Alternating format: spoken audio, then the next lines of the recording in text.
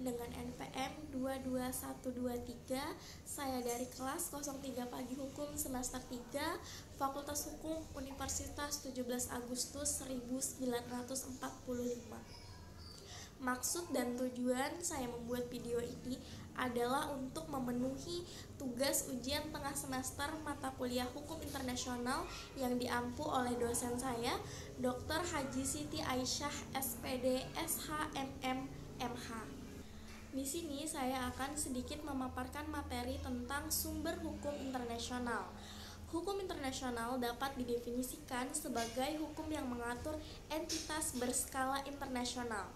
Pada mulanya, pengertian hukum internasional hanya diartikan sebagai hukum yang mengatur perilaku dan hubungan antar negara semata. Namun, dalam perkembangannya, pengertian hukum internasional pun meluas dan hubungan negara dengan organisasi internasional. Hubungan antara organisasi internasional dengan organisasi lainnya, hubungan negara dengan individu dalam konteks khusus, dan lain sebagainya. Sumber hukum internasional diatur dalam pasal 38 ayat 1 Statuta Mahkamah Internasional. Pasal ini menyebutkan 4 sumber hukum internasional yang diakui, yaitu yang pertama, perjanjian internasional, yang kedua, kebiasaan internasional, yang ketiga, prinsip-prinsip umum hukum, dan yang keempat, keputusan pengadilan. Dari materi yang telah saya paparkan tadi, mungkin teman-teman bertanya, apa sih tujuan dari hukum internasional ini? Yang pertama, tujuannya adalah untuk mengatur hubungan antar negara, dan yang kedua, membentuk hak dan kewajiban, dan yang ketiga, menciptakan kepastian hukum. Oke, sekarang pembahasannya kita lanjut ke dalam sumber-sumber hukum internasional yang terdapat di pasal 38 ayat 1 Statuta Mahkamah Internasional. Di sini saya akan memaparkan apa yang sudah saya sebutkan tadi di dalam pasal tersebut. Yang pertama itu ada perjanjian internasional. Perjanjian internasional adalah sumber hukum utama dalam hukum internasional. Perjanjian ini merupakan kesepakatan tertulis antara negara-negara yang menimbulkan hak dan kewajiban bagi yang terlibat.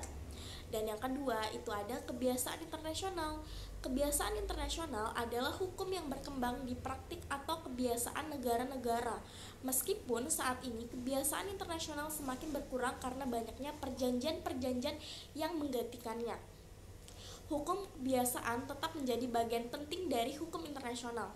Hukum kebiasaan ini muncul dari adat istiadat atau praktek-praktek serta dapat diterima sebagai hukum oleh komunitas internasional. Dan yang ketiga, prinsip-prinsip umum tentang hukum.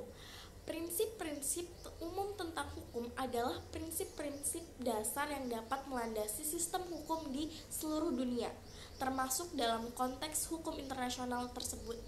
Prinsip-prinsip ini pertama kali diperkenalkan oleh Statuta Pengadilan Internasional untuk Keadilan Internasional (PCIJ) dengan tujuan menghindari masalah non-liquid atau tidak ada hukum yang berlaku dalam perkara yang dihadapkan pada hakim.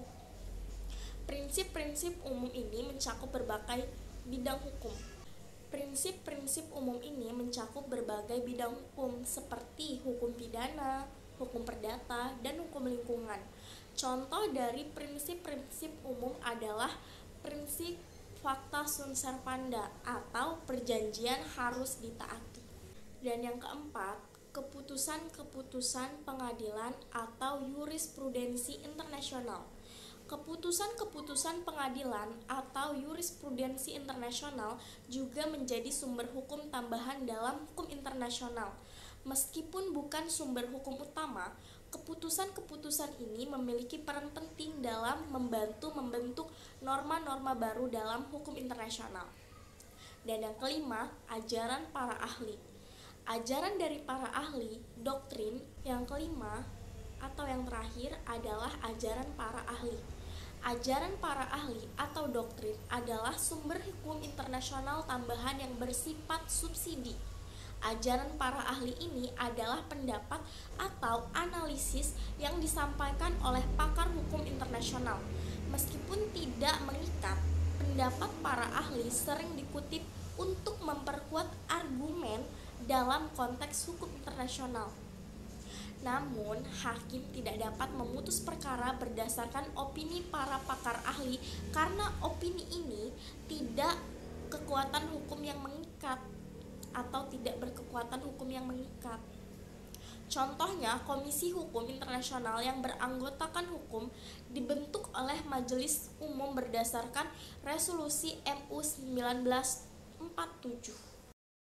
Sekian pemaparan materi dari saya, kurang lebihnya saya mohon maaf. Wabillahi taufiq wal hidayah. Wassalamualaikum warahmatullahi wabarakatuh. Oh ya, saya punya satu informasi penting nih buat teman-teman yang mau masuk fakultas hukum tapi bingung mau masuk di kampus mana ya. Saya punya satu saran yang bagus banget buat teman-teman ikutin. Kuliah di Fakultas Hukum Universitas 17 Agustus 1945 aja. Karena di Fakultas Hukum kita akan banyak sekali belajar tentang hukum dan pastinya seru banget. Saya tunggu ya kehadiran teman-teman. Dadah.